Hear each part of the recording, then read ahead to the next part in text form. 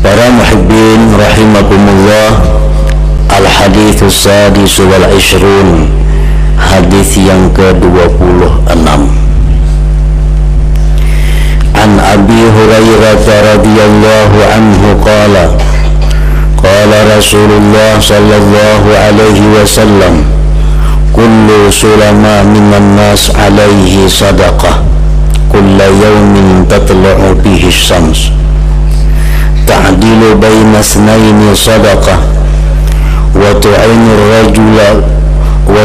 ar-rajula bidabbatihi fatahmiluhu 'alayha aw tarfa'u lahu 'alayha mata'ahu sadaqah wal kalimatu at-tayyibatu sadaqah wa bikulli khatwatin tamshiha ila as-salati sadaqah wa tumitul adza 'anit tariqi sadaqah. Rawahul Bukhari wa Muslim.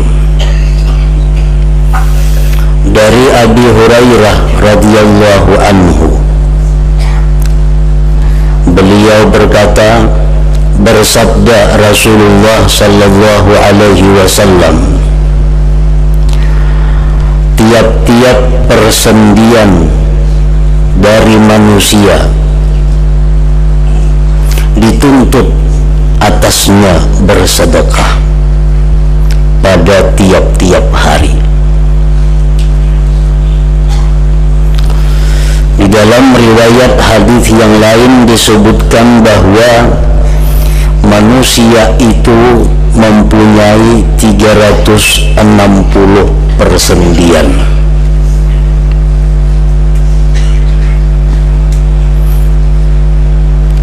Setiap manusia mempunyai 360 persendian.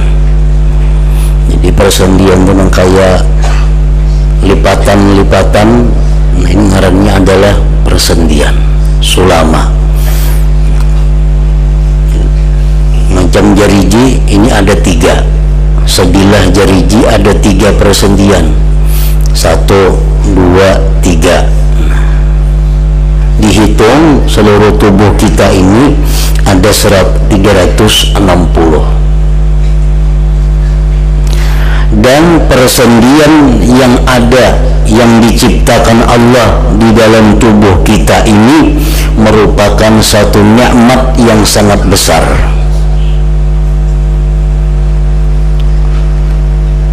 Kita bisa membayangkan bagaimana sulitnya kita bergerak andai kata kita tidak punya persendian. Macam geriji umpamanya, kada kau diliuk-liukakan caget dintung. Nah, makan kita kada kau makan, nah mengaud. Nah, cuma karena ada sulama, ada persendian, lalu jari-jari kita ini bisa kehendak kita sedemikian rupa. Nah, jadi persendian yang ada di tubuh kita itu merupakan satu nikmat Allah yang sangat besar, yang tentunya nikmat itu mesti disyukuri. Mesti disyukuri. Bentuk syukur itu adalah bersedekah. 1 kali sedekah untuk 1 persendian.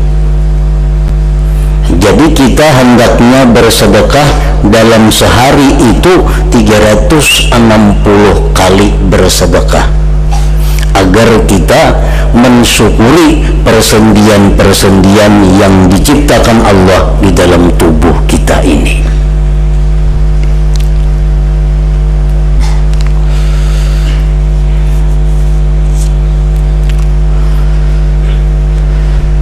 Di dalam hadis riwayat yang lain, ada sahabat yang bertanya kepada Rasulullah sallallahu alaihi wasallam, wahai Rasulullah, siapa yang mampu bersedekah 360 kali sehari? Karena bila sedekah kita kurang daripada 360 kali, berarti ada persendian kita yang tidak kita syukuri. Ada persendian yang luput dari syukur kita. Rasulullah sallallahu alaihi wasallam menyatakan, ta'dilu bainas naini sadaqah. Kamu mendamaikan antara dua orang yang bertengkar. Kamu mendamaikan antara dua orang yang bermusuhan. Itu adalah sedekah. Jadi sedekah yang dimaksud di sini bukan hanya sekedar memberi sesuatu kepada orang lain, tetapi bermacam-macam bentuk sedekah itu sebagai wujud daripada syukur kita terhadap persendian yang dijadikan Allah di dalam tubuh kita ini. Ada orang bertengkar, ada orang bahual, lalu kita damaikan, kita urus, akhirnya bisa damai. Nah, mendamaikan dua yang berperkara itu adalah dianggap sedekah. Bahkan Rasulullah Sallallahu Alaihi Wasallam pernah menyatakan, "Abdalus sadaqah islahu zatil bain." Paling abdal sedekah itu, kata Rasulullah, adalah mendamaikan orang yang bertengkar. Bila kita mampu mendamaikan orang yang bertengkar, berarti kita melakukan satu sedekah yang sangat besar nilainya, yang sangat abdal.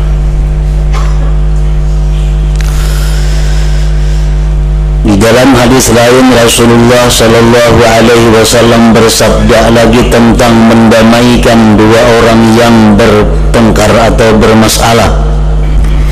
Man aslaha bainan nas aslahallah amrah. Barang siapa yang mendamaikan antara manusia, ini ada manusia yang berhual, kita damaikan, kita urus sehingga bisa rukun kembali, bisa damai. Aslahallahu amrahu, Allah akan membaguskan perkara ini orang.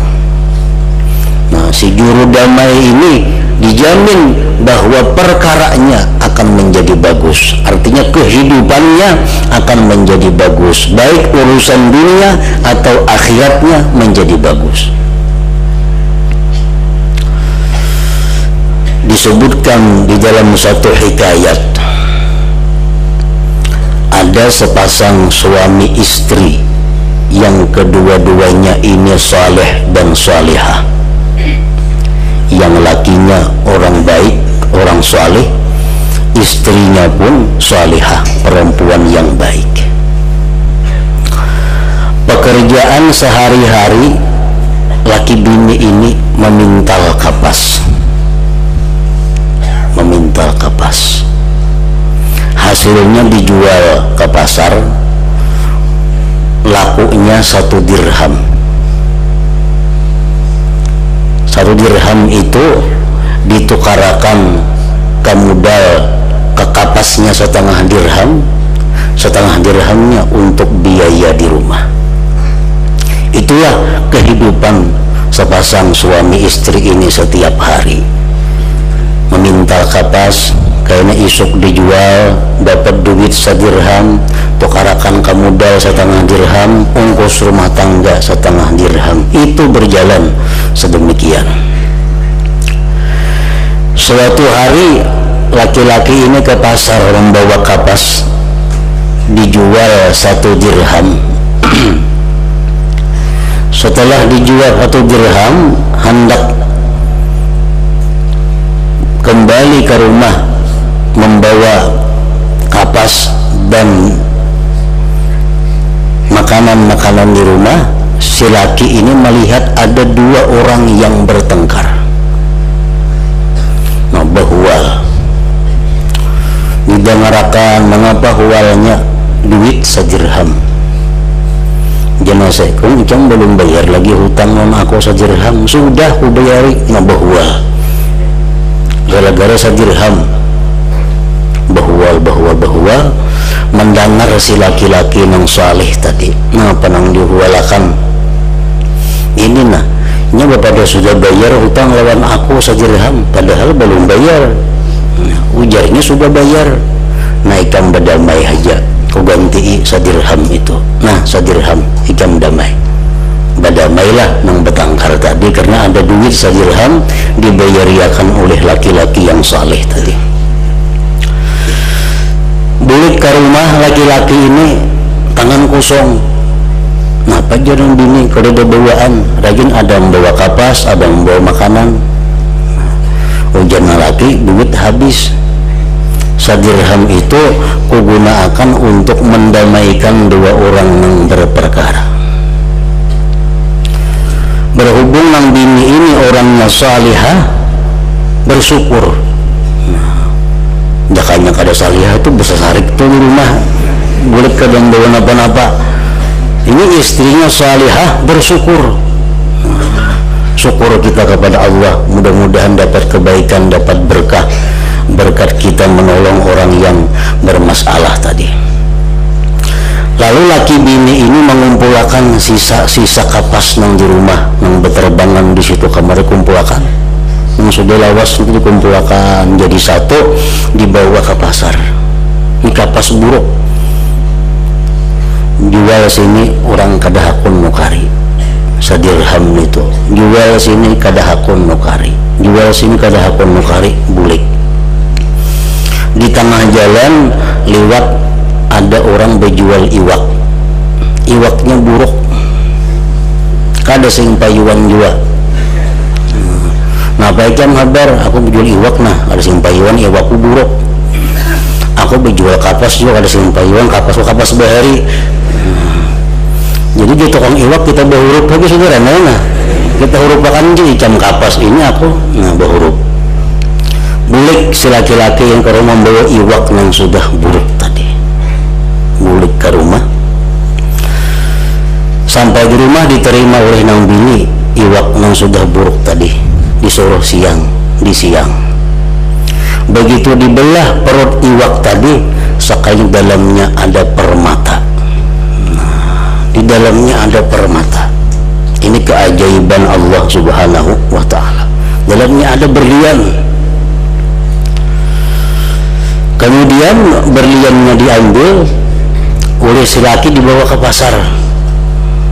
Dibawa ke pasar, ditawar orang 120.000 dirham. 120.000 dirham itu kalau dirupiahkan kira-kira 720 juta. Bulik ke rumah ngalaki, hibak tas semua duit 720 juta. Kada sedikit duit.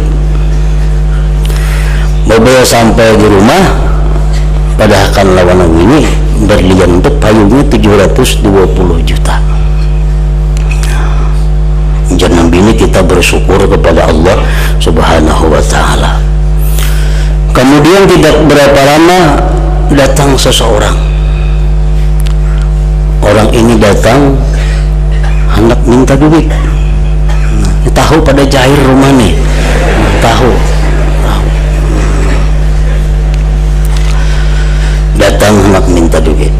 Jadi berunding laki bini berapa yang sedang memberi. Hasil kesepakatan kita berikan separuh. Berapa separuh? 360 juta hitungannya. Unjuk separuh, diterimanya oleh nang minta tadi. Begitu diterima, berjalan beberapa langkah nang menerima ini berbulik pulang. Nah duit kok kada jadi minta. Aku adalah malaikat yang diutus Allah Subhanahu wa ta'ala untuk menguji keimanan engkau dan kesyukuran engkau.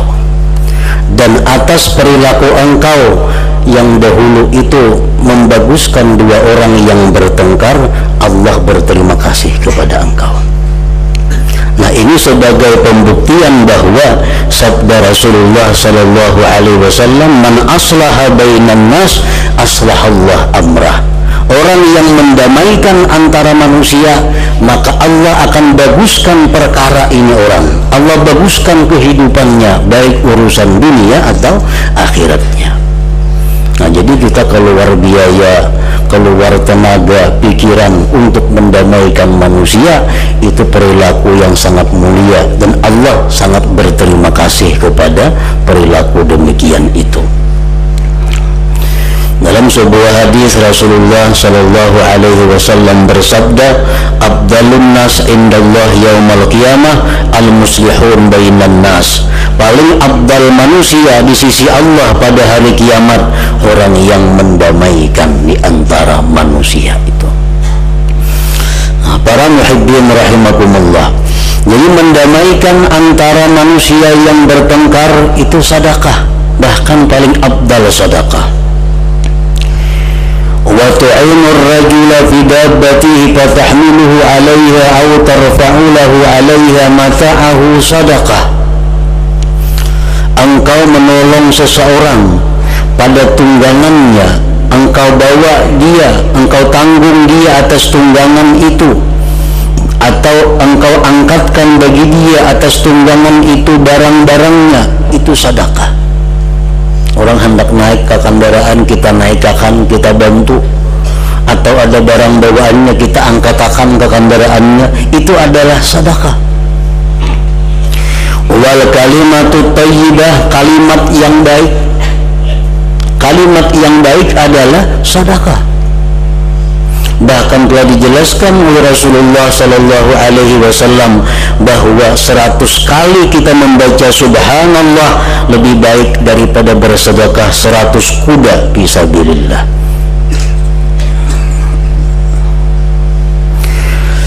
Wa bikulli khatwatin tamshiha ila shalah, sedekah tiap-tiap langkah yang dia jalankan kepada sembahyang itu adalah sedekah. Kita berjalan menuju masjid, langkah-langkah kita tuh selangkah dihitung sedekah. Kita berjalan ke majelis taklim, langkah per langkah dihitung sedekah. Kita melangkah untuk silaturahmi, langkah per langkah dihitung sebagai sedekah. Wa tumitul adza anit tariq, sedekah dan menghilangkan gangguan-gangguan dari jalan itu adalah sedekah. Di jalan ada lubak, di jalan ini ada paku atau ada apa, kita singkirkan, itu adalah sedekah. Nah, para muhibbin rahimakumullah, dengan berbagai macamnya sedekah itu, maka kita dimungkinkan untuk mensyukuri nikmat persendian yang berjumlah 360 persendian di dalam tubuh kita itu. Di dalam hadis yang lain Rasulullah sallallahu alaihi wasallam menyebutkan, andai kata tidak ada sesuatu yang disedekahkan, lalu kita sembahyang sunat duha 2 rakaat, maka salat sunat duha 2 rakaat itu berfungsi sekaligus untuk mensyukuri seluruh persendian yang ada di dalam tubuh kita. Itu rahasia Allah apa yang ada di dalam sembahyang sunat duha 2 rakaat. Bila kita sembahyang duha 2 rakaat, berarti kita sudah mensyukuri seluruh persendian yang ada dalam tubuh kita yang kita dituntut untuk mensyukurinya.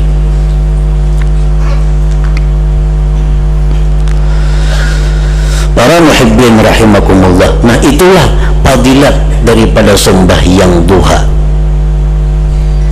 Andai kata kita kada kau bersedekah, kada kau banyak membaca tasbih, kada kau membantu orang, tapi kita sudah sembahyang duha 2 rakaat, itu sudah cukup untuk mensyukuri persendian-persendian yang ada di dalam tubuh kita ini. Rasulullah sallallahu alaihi wasallam bersabda,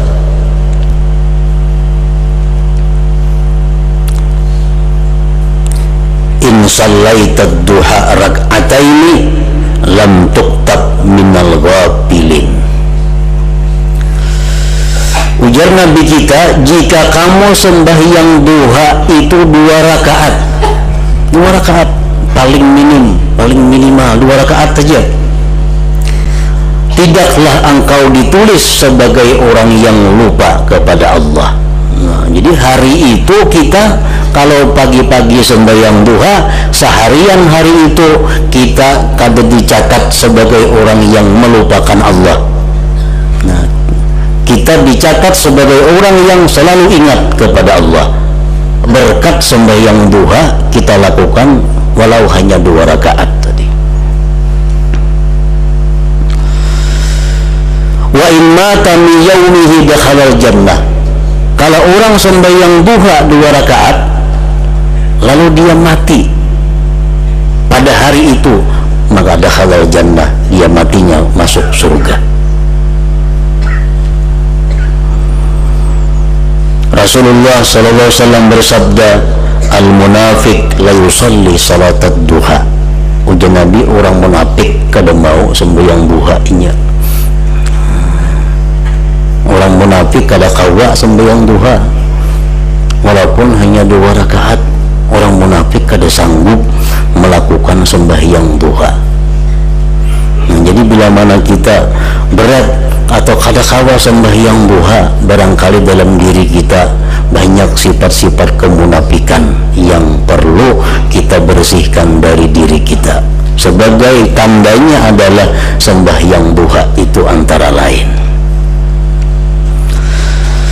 Para muhibbin rahimakumullah, sembahyang duha waktunya itu menurut sebahagian ulama mulai terbit matahari sampai zuhur. Misal terbit matahari jam 6 umpamanya, nah mulai situlah masuk waktu duha. Menurut pendapat sebagian ulama lagi, waktu sembahyang duha itu 16 menit sesudah terbit matahari. 16 menit kurang lebih sesudah terbit matahari sampai zuhur. Itu waktu sembahyang duha. Namun sangat dianjurkan kita melaksanakan sembahyang duha itu di tengah-tengah antara subuh dan zuhur, supaya siang itu kita bagi 4 dengan jarak waktu yang kurang lebih. Subuh, nah, kemudian asar, subuh, duha, di tengah-tengah duha, karena berikutnya zuhur, asar, maghrib. Nah, dibagi waktunya supaya jangan ada waktu kosong daripada sembahyang beribadat kepada Allah subhanahu wa ta'ala. Jadi sekitar jam 9-an lah, itu waktu yang afdal melaksanakan sembahyang duha ini. Para muhibbin rahimakumullah, apabila kita sembahyang duha 2 rakaat, para ulama mengajarkan bahwa bacaan yang kita baca itu sebaiknya rakaat pertama surat Fatihah. Wajib itu hanyar wasyamsi wa duhaha, hanyar qul ya ayyuhal kafirun. Karena rakaat yang kedua surat Fatihah, wadduha wal laili idza sajan, itu hanyar qul huwallahu ahad. Nah, itu kalau kita sembahyang duha 2 rakaat itu minimal. Paling banyak sembahyang duha itu rakaatnya ada yang mengatakan 8, ada yang mengatakan 12 rakaat. Kalau kita lebih daripada 2 rakaat sembahyang duha, alangkah baiknya 2 rakaat, 1 kali salam, 2 rakaat salam, 2 rakaat salam. Dan untuk sembahyang yang berikutnya cukup Fatihah qul ya ayyuhal kafirun, rakaat kedua Fatihah qul huwallahu ahad. Nah, terus demikian. Tetapi yang 2 rakaat pertama Fatihah wa syamsi wa duhaha lawan qul ya ayyuhal kafirun, rakaat kedua Fatihah wa duha wal laili idza saja qul huwallahu ahad. Nah, itu 2 rakaat yang pertama. Kalau hendak menambah 2 berikutnya cukup Fatihah qul ya, Fatihah qul huwallahu ahad, seterusnya demikian. Nah, itu adalah anjuran dari para ulama, bukan satu kemestian. Itu hanya anjuran, itu yang terbaik yang dinilai oleh para ulama. Para muhibbin rahimakumullah, jadi sembahyang duha berfungsi, berfaedah untuk mewujudkan syukur kita. Syukur apa? Syukur di tubuh kita ini dijadikan Allah persendian-persendian tadi, yang dengannya kita mudah bergerak, mudah untuk berbuat, melakukan sesuatu. Nah, di samping itu sembahyang duha ini juga berfungsi bahwa dengan sembahyang duha kita selamat. Kada ditulis Allah sebagai orang yang lalai, orang yang melupakan Allah. Dengan sembahyang duha yang rutin kita terhindar dari kemunafikan, karena orang munafik kada mampu terus menerus sembahyang duha itu. Dengan sembahyang duha, andai kata kita mati pada hari itu, Rasulullah menyatakan, wa in mata min yaumihi dakhalal jannah. Jikalau dia mati pada hari itu, maka matinya dia masuk surga. Itu fadilah-fadilat daripada sembahyang duha, dan banyak lagi fadilat-fadilat yang lainnya. Antara lain sembahyang duha itu menarik datangnya rezeki, memudahkan datangnya rezeki, dan menafikan kefakiran di dalam hidup. Para muhibbin rahimakumullah, yang penting bagaimanapun faedahnya sembahyang duha itu, kita memohon kepada Allah agar kita diberi hidayah, diberi taufik, supaya bisa terus menerus mudawamah untuk melakukan sembahyang duha ini, walaupun dengan sekurang-kurangnya 2 rakaat tadi. Nah, selanjutnya hadis yang ke-27. Ila hadratin Nabi sallallahu alaihi wasallam. Al-Fatihah.